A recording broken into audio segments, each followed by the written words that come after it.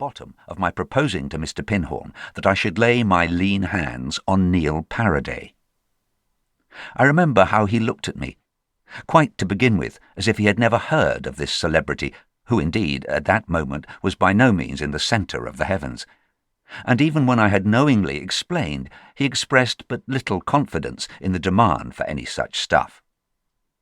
When I had reminded him that the great principle on which we were supposed to work was just to create the demand we required, he considered a moment, and then returned, "I see. You want to write him up. Call it that if you like. And what's your inducement? Bless my soul, my admiration."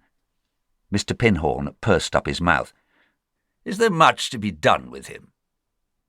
"Whatever there is, we should have it all to ourselves, for he hasn't been touched." This argument was effective, and Mr. Pinhorn responded, "Very well, touch him."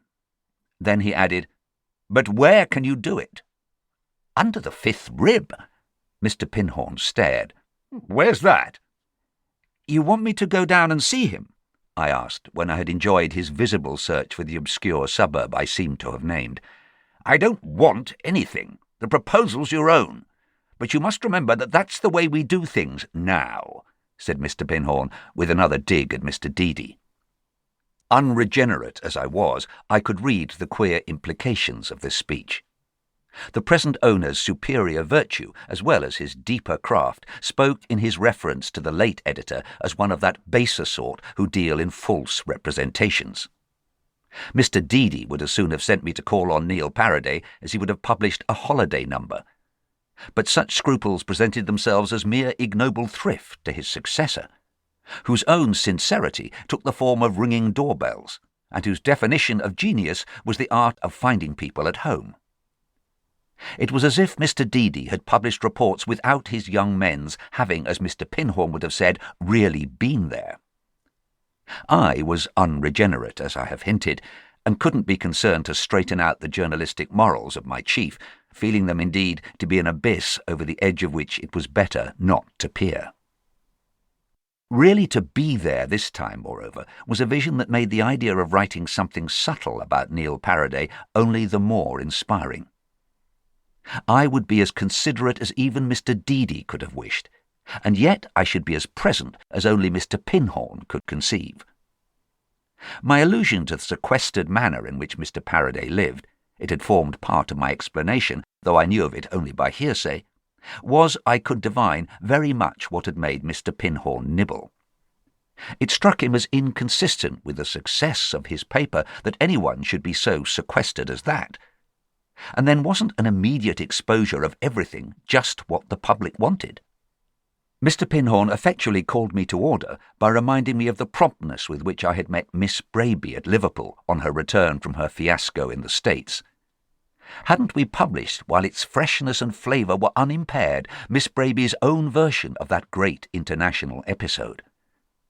I felt somehow uneasy at this lumping of the actress and the author, and I confess that after having enlisted Mr. Pinhorn's sympathies, I procrastinated a little. I had succeeded better than I wished, and I had, as it happened, work nearer at hand. A few days later I called on Lord Crouchley, and carried off in triumph the most unintelligible statement that had yet appeared of his lordship's reasons for his change of front.